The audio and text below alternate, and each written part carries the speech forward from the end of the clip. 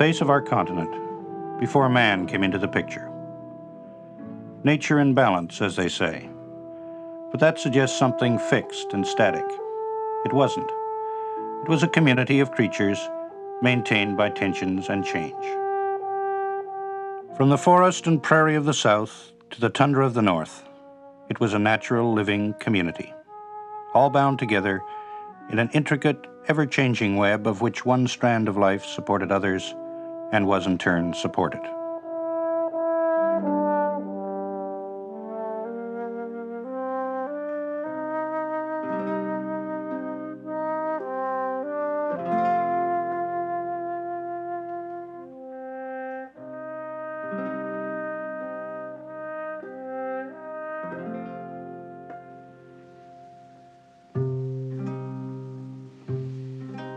The wolf in this wild land with bison and caribou lived down through the ages in forest and plain. They all lived together, each in his own way.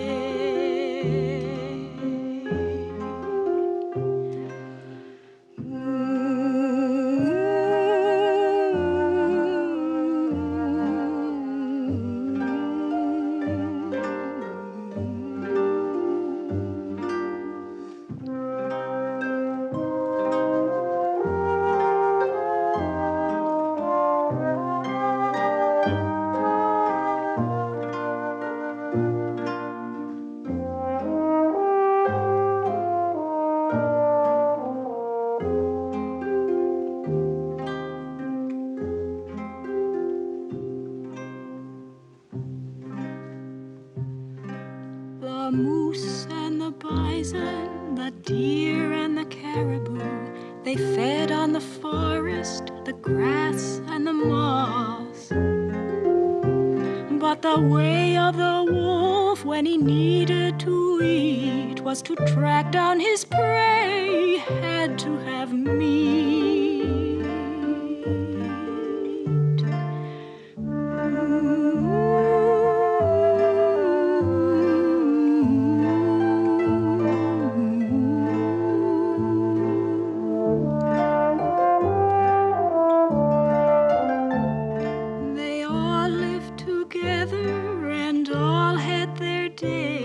By living in nature, each in his own way.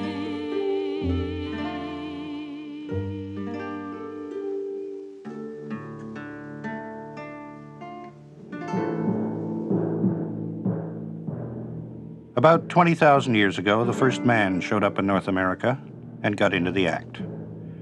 But his technology was pretty primitive, and there weren't ever a great many Indians, and he killed only to supply his own needs. He didn't really change the life of the land, he became part of it.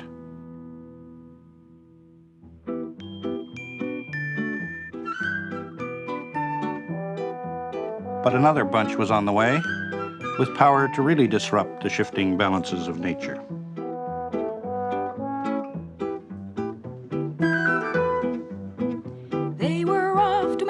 Fortune in the woods of Canada, in the heart of that great land, the beaver were at play.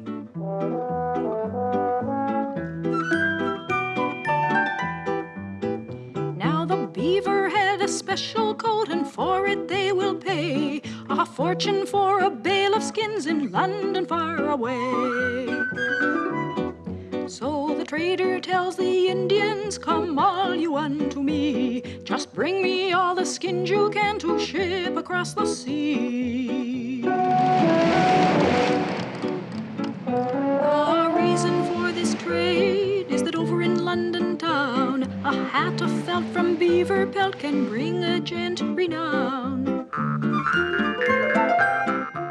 But before the beaver was totally eliminated in Canada, such headgear became old hat, as they used to say. He was saved to become our national symbol by a whim of fashion.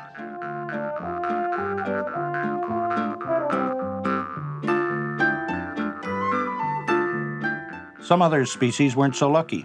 as the white man moved in to take over the continent.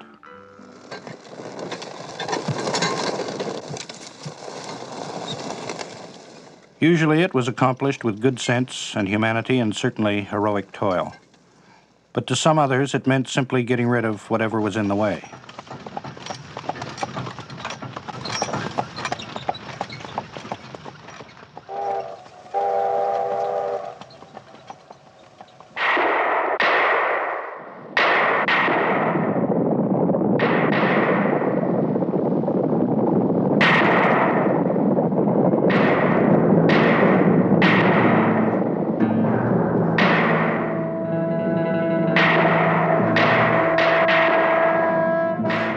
In our part of the continent, we like to say it wasn't all that brutal.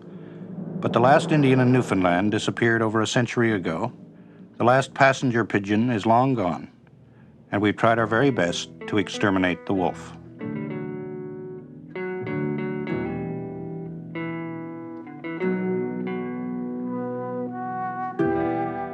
Martin this day discovered a deer slain in the woods. There are wolves about. This is from a novel, Settlers in Canada, by Captain Marryat. He describes vividly the terror and hatred the pioneer felt for the wolf.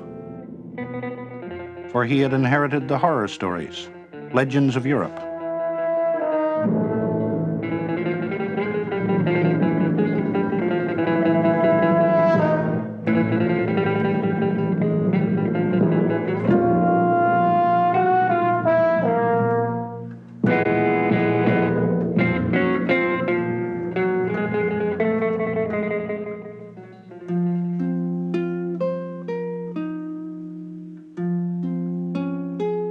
In North America, there were men who made a living as wolfers. The job, to get rid of the critters. For though people regret the extermination of nice species like the passenger pigeon, few questioned the desirability of wiping the wolf from the face of the continent.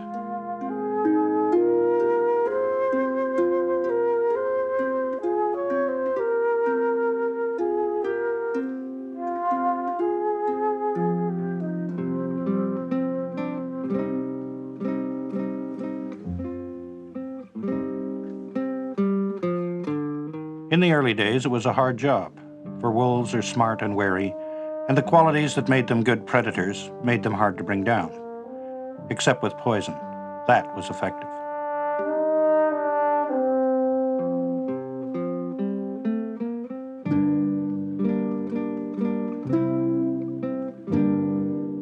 Of course, what really endangered many species was simply our takeover of their natural territory.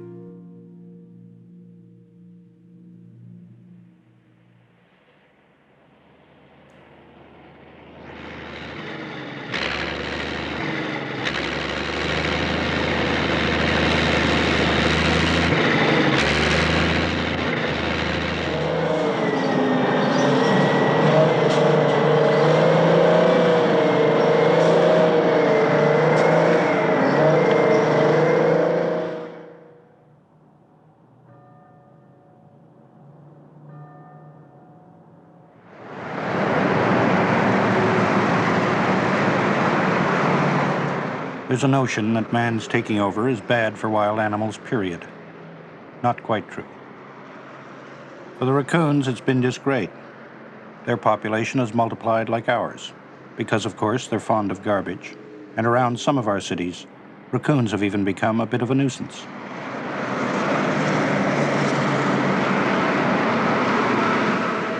Creatures of the wild hanging around town, while we creatures of the town resort to every device and stratagem to get us as fast as possible into what's left of the wild.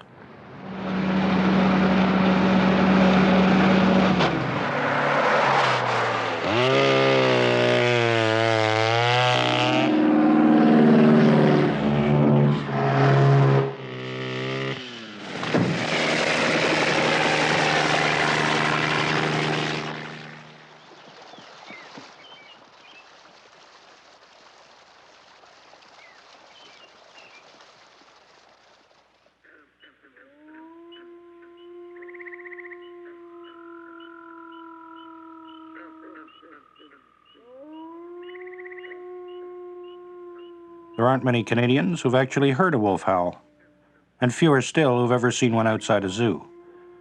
But there's still some around. The ranch is in British Columbia. The rancher has laid a complaint with the conservation officer. There's wolves around. I'm not raising cattle to feed the brutes. Get rid of them for me. The wolf species was eliminated completely in the British Isles hundreds of years ago. In the United States, there are a few, in Michigan, Minnesota, Louisiana. In Sweden now, there are about 20 wolves still hanging on.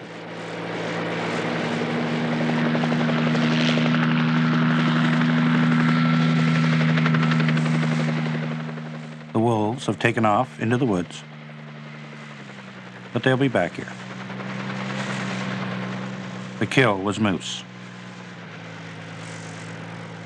The wolf was a menace in the old days on the open range. He didn't always discriminate between a stray calf and his natural prey.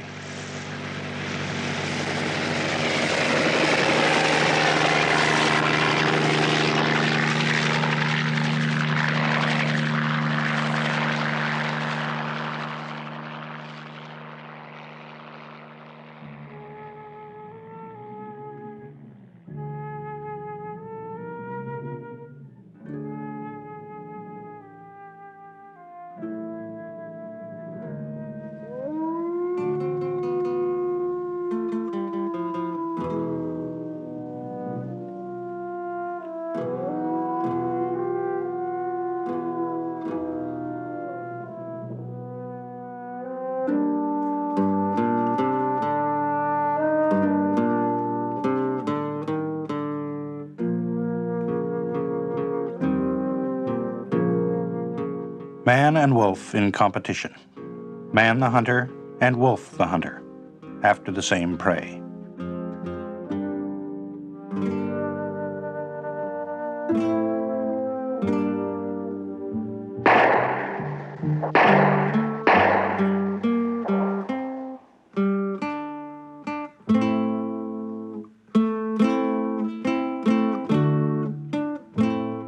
In the distant past, man had to hunt to survive, like the wolf.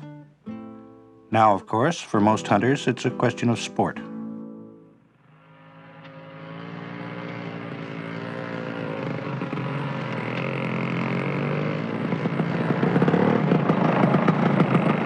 The wolf's depredation. There it is. One less for us in the open season next fall. Look at the size of the brute. Indiscriminate slaughter. Waste.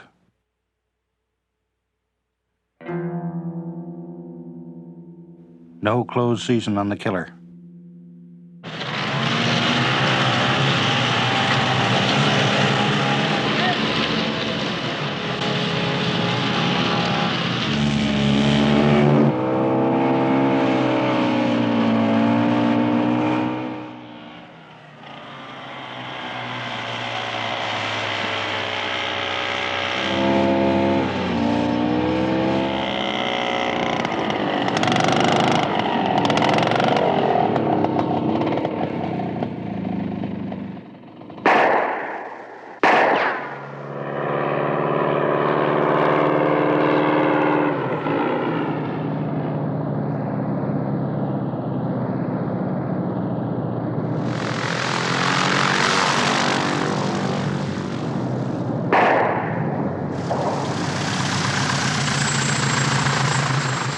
With the skillful use of modern techniques, it's now within our power to win the war against the wolf once and for all.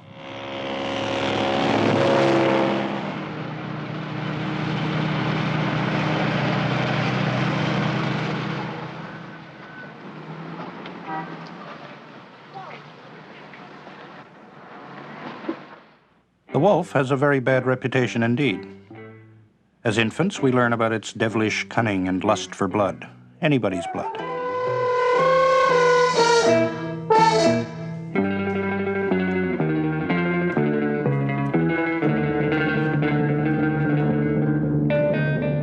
And don't be too sure, kiddies, that you can trust your own grandmother.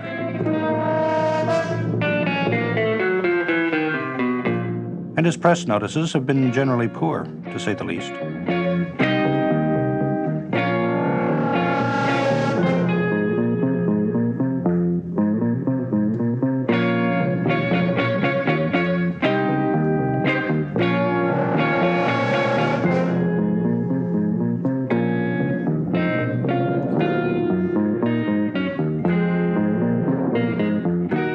grisly fairy tale to red-blooded adventure stories, the wolf has been cast as the villain.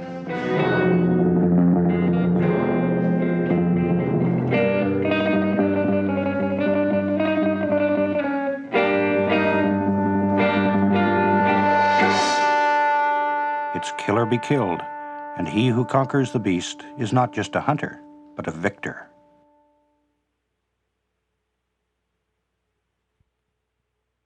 There was one nice legend about the wolf who suckled Romulus and Remus, but that was 3,000 years ago. Very few have put in a good word for him since. And judging by what they're saying about him these days, his image hasn't improved much. I don't want any wolves around our hunt camp. No, I don't hate wolves. I just hate what they're doing. There are too many wolves now. I travel Too this many country. wolves for what deer there is. Clean up on it. What good are the wolves? What good do they do? And they'll just clean out the beaver, too, the wolves will. They just kill everything there is in sight. They grow too fast. You leave them alone and they will overrun your country. I'd like to know one good thing they do. They won't eat a deer after they kill it. That the wolf will only kill the weak and the sick, that's an absolute lie, or the statement from secondhand from an ignoramus that never was in the booth. They kill to eat and then they kill for fun. Goodness sakes, the country's running alive with them.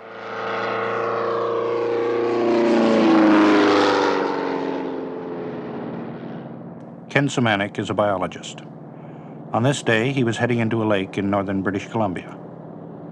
He's one of many people in various places studying the wolf in his natural environment.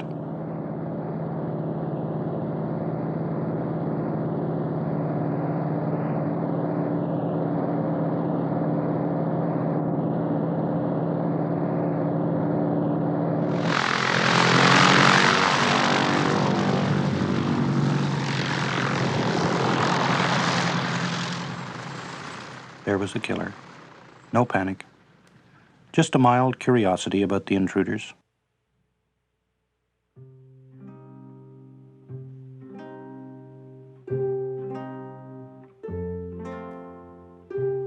A curious scene.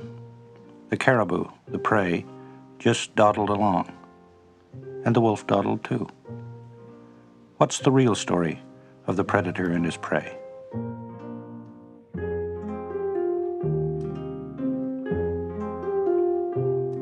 Detective story. First job to establish the identity of the victim. What can we find out about him?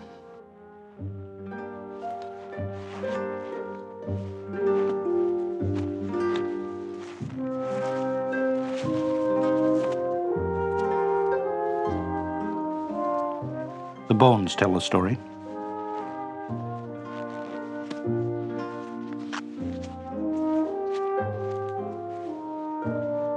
This victim was afflicted with a disease called lumpy jaw. He couldn't nourish himself. Another case. Saw up a leg bone. Examine. In this case, the marrow is red and runny. In a healthy animal, it's white, like lard. Verdict: fat reserves depleted. This victim must have been in the last stages of starvation.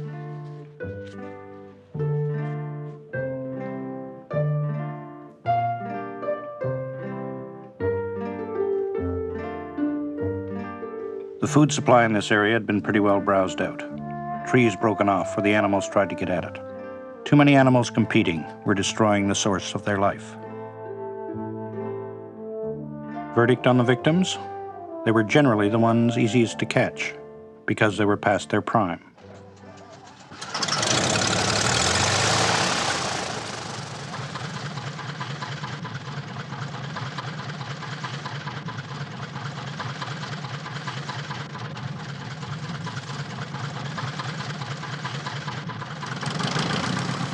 These caribou don't seem very concerned about the wolf in their midst. The wolf heads back into the woods to rejoin the pack. If we are to see him in action, predator and prey, we have to get north of the tree line.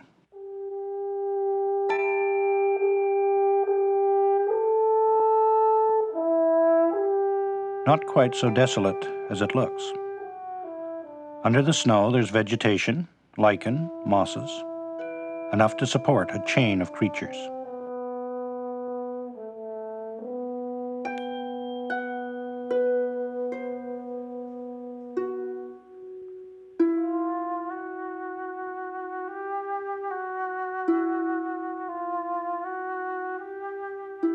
Biologists chose this somewhat inhospitable area to work, for this was a chunk of nature man hadn't touched.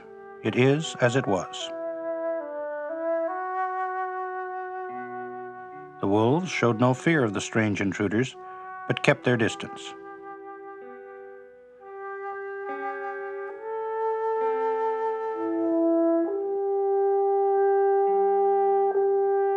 The Arctic wolf is similar to the timber wolf of the south, except for his lighter coat.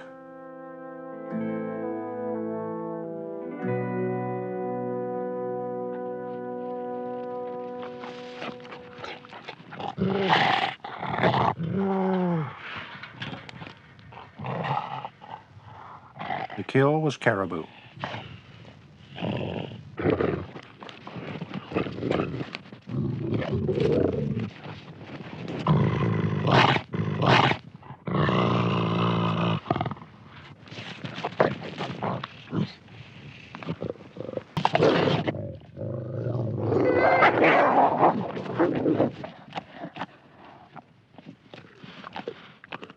The scrapping seldom amounts to serious injury. Nature has built an instinctive restraint. The victim is rarely another wolf.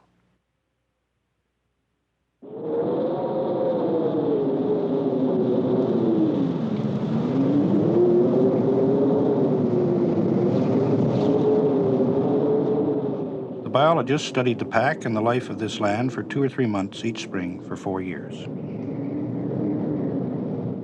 Wolf research has been going on in Canada for a long time, though there are those who don't think much of it. Well, they're still looking inside the droppings of wolf to find out what they're eating. And they've been doing that for 40 years. They still don't know what's in there. The center of the story, of course, is food supply.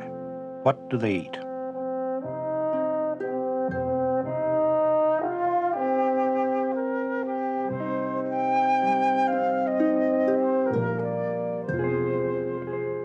When the ice pulled back here a few thousand years ago, the only vegetation that could find a foothold was lichen. Lichen isn't like grass. You chew up a patch of lichen, it takes up to 100 years to grow back. So the caribou have to keep moving.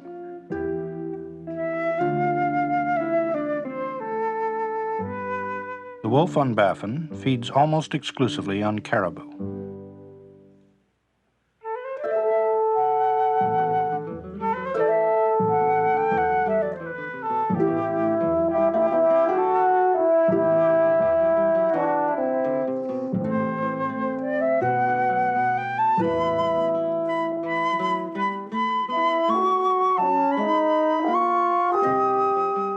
Other creatures, raven, Arctic fox, finish up the leftovers.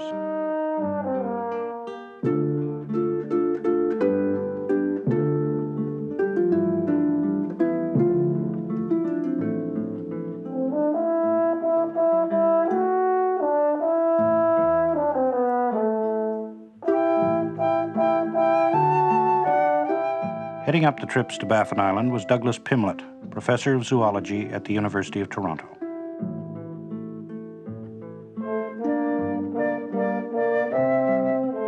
He studied wolves for years in the Ontario bush, but he never actually saw a wolf and his prey in action. The wolf, coming in from the right, breaks into a run.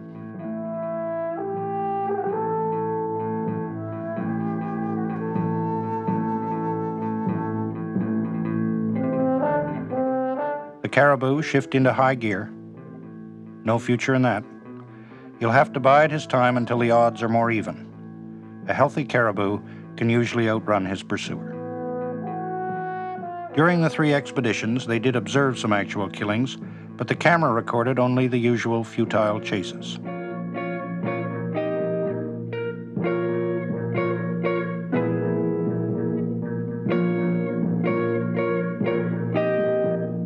When they came back here in the spring of '69, there was nothing left to study. The pack had disappeared, perhaps wiped out during the winter by bounty hunters. The full story of the predator and his prey was unfolded elsewhere.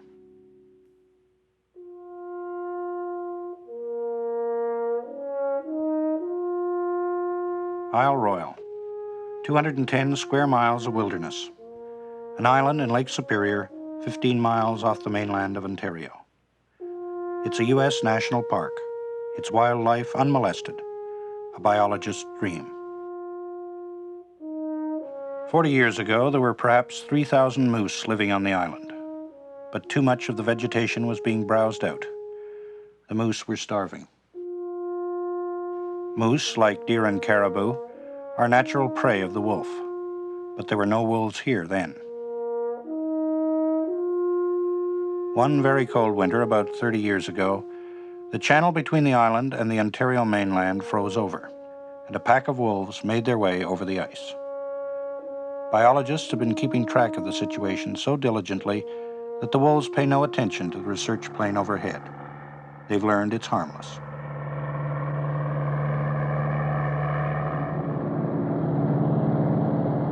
Dr. Allen is a zoologist from Purdue University. For him and his associates, the island became a kind of natural laboratory.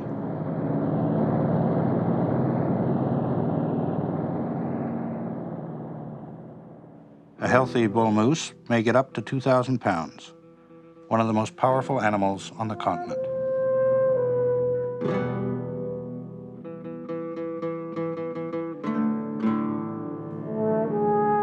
This bunch didn't seem to worry about the wolves approaching, just calmly noted the fact.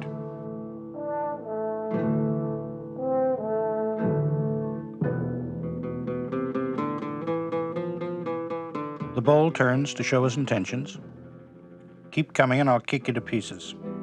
The pack leader came within 30 feet, but the show's over. Wolves are too intelligent to tackle a big, healthy moose.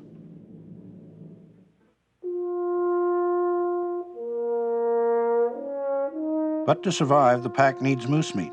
That's their diet. So they wander off. They'll find something in their territory.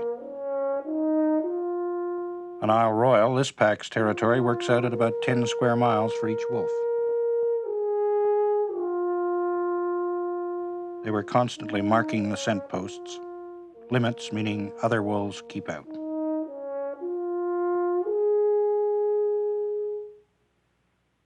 Within that territory, there are some hundreds of moose.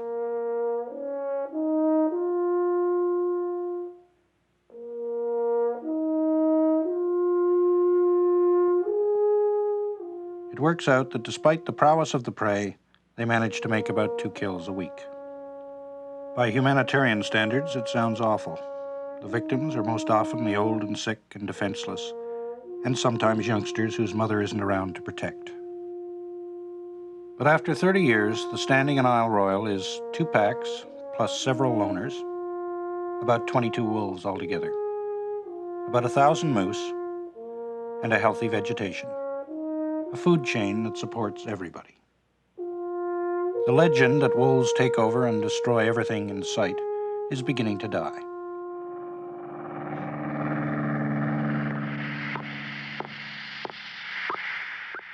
The object is to keep track of where wolves go and make kills in bush country. George Kolonowski's receiver will get signals from a little transmitter he attaches as a collar around a wolf's neck. But first, catch your wolf.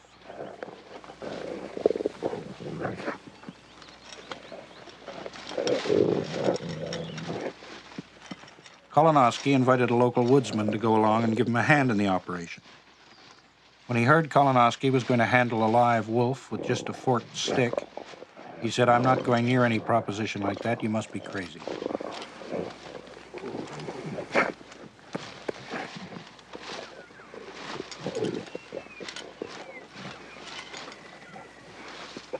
So far, George has handled altogether 20 wolves this way. No trouble.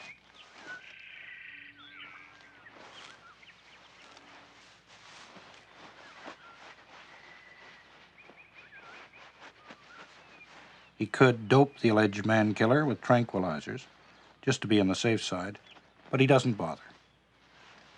He's found the victim just freezes, remains passive, while he slips the radio collar around his neck.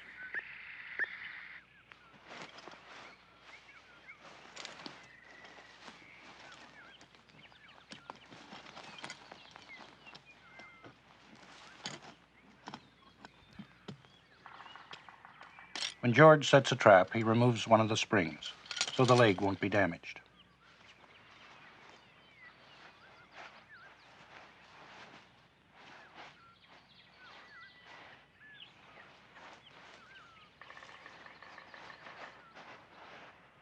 The crushing jaw of a wolf, the legendary foe of man.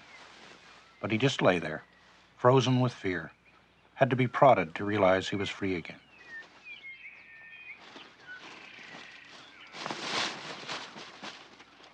The legend that the wolf is a slavering monster who attacks humans dies hard. In fact, in Canada, there is one authenticated case. 1942. A railway section hand had a scrap with the wolf. He wasn't actually bitten, and a mighty good thing. The wolf had rabies.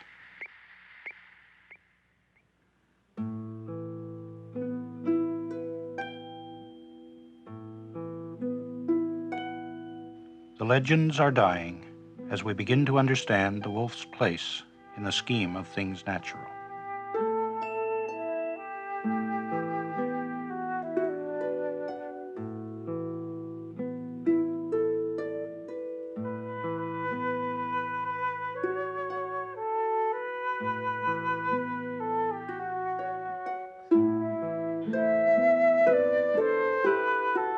Each pack has its leader.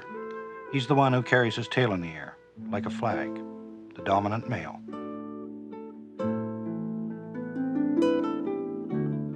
And there's the other carrying her tail not quite so high, the dominant female. The rest of the pack are subordinates, the younger, the weaker, down the scale to the least.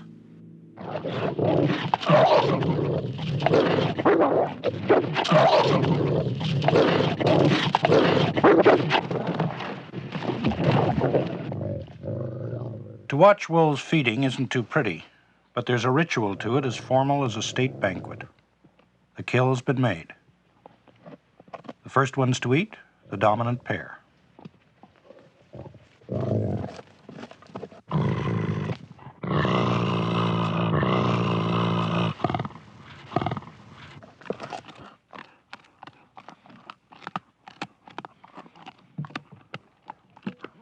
The rest just hang around.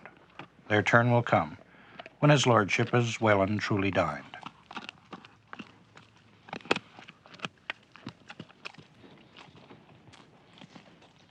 Nature's purpose.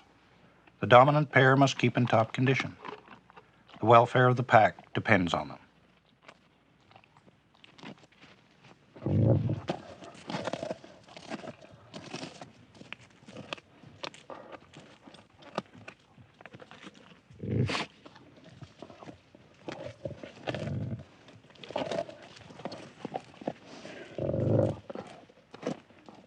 The leaders finally had enough. Doesn't sound like a very humane society. It's not. His behavior is programmed by nature's morality, not ours.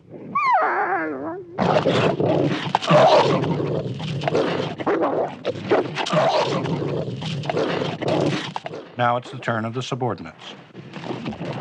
Bloody savages, but wolves rarely destroy wolves, their own kind, unlike the moralizers.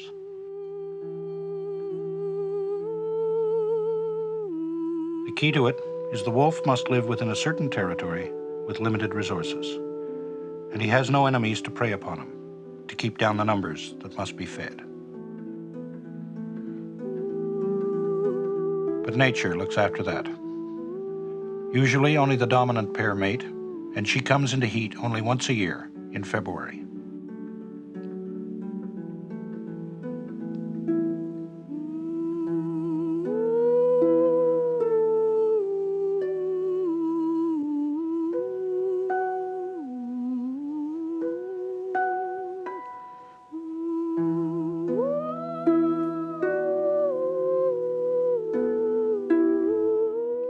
During this time, the subordinates get ideas, but the mating pair see to it that actual coupling doesn't take place.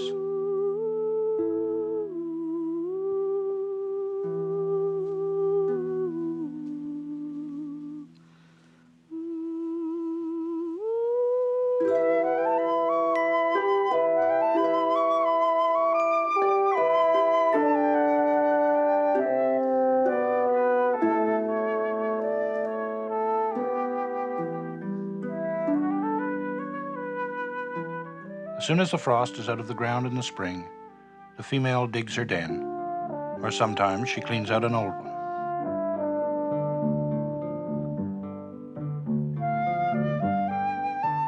The dominant male and the rest of the pack bring in meat from miles around for her to cache near the den.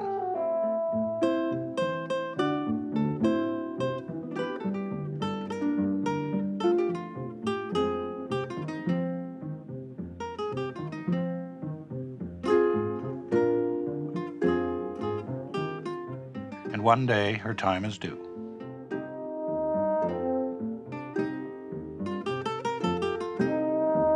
With most species at this stage of the game, the father's been out of the picture for months.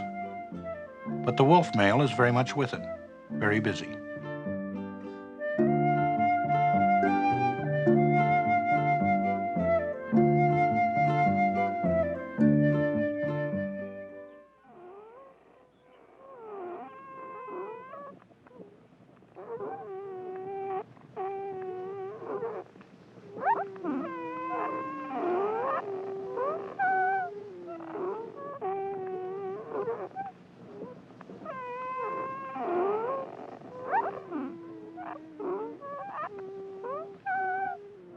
The gestation period is 9 weeks.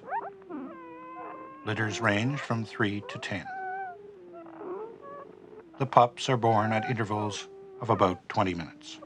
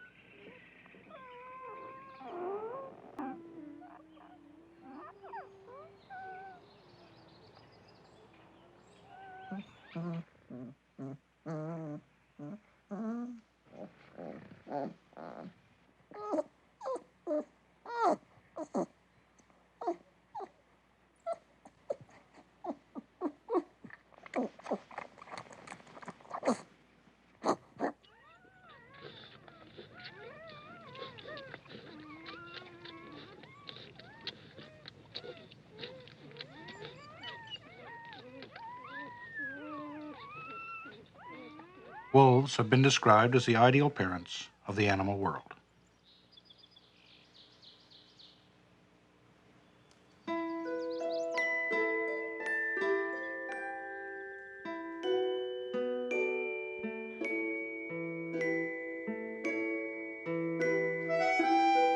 Three weeks later. The chances of survival for this pup are slim. It's a tough world he enters.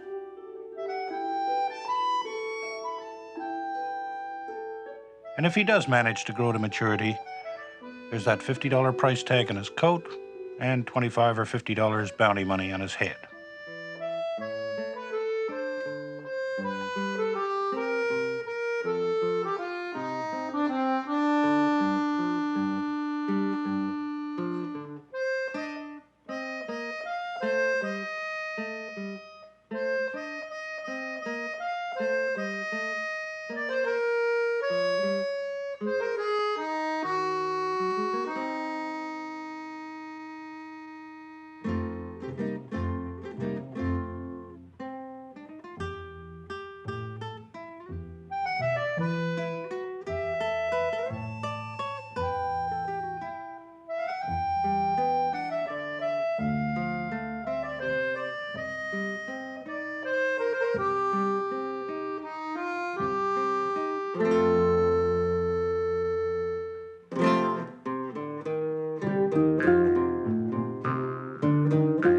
She sometimes moves her pups to another den 3 or 4 weeks after birth.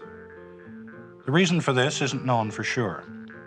It may be that the original den is located near water so she can easily nip out for a drink, and possibly that's not the best location to raise them when they're old enough to wander about on their own.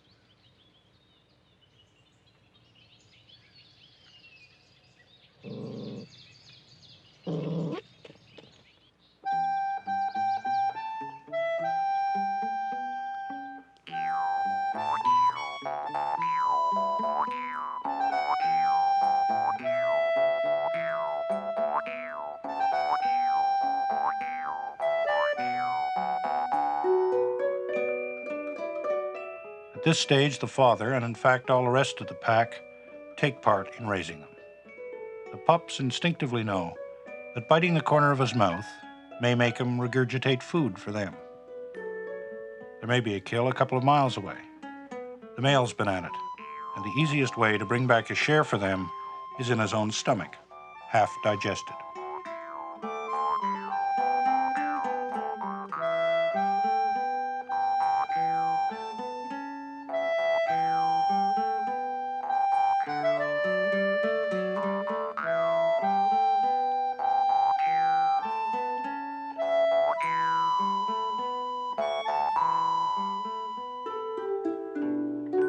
The pups nurse for several months, but start trying out their teeth quite early in life. They spend a lot of time with the male. They just might get a free meal. If not, well, he's fun to play with.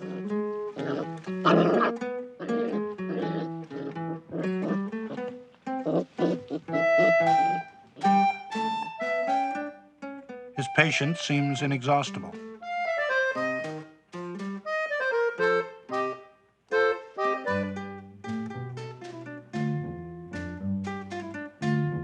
Growing up, getting interested in solid food.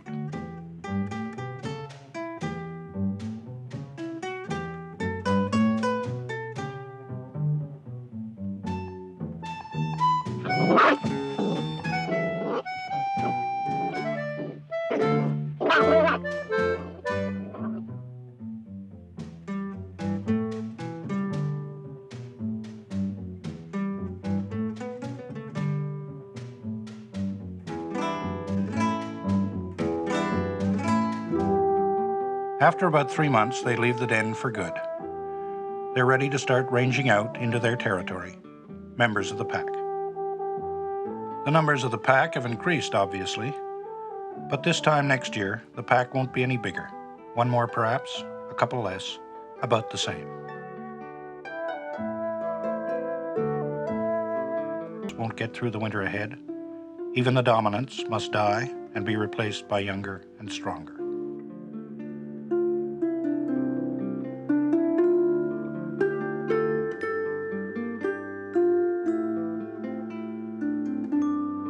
If the food supply stays constant, there won't be too many wolves in the territory, and there won't be none. A beautiful design of nature that didn't count on the arrival of man.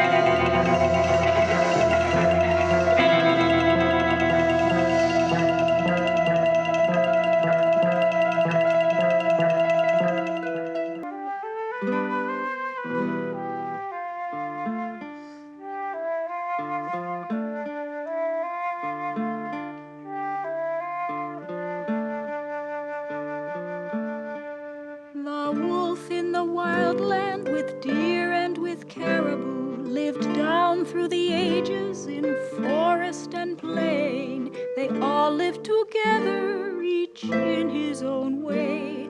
They all lived together and all had their day by living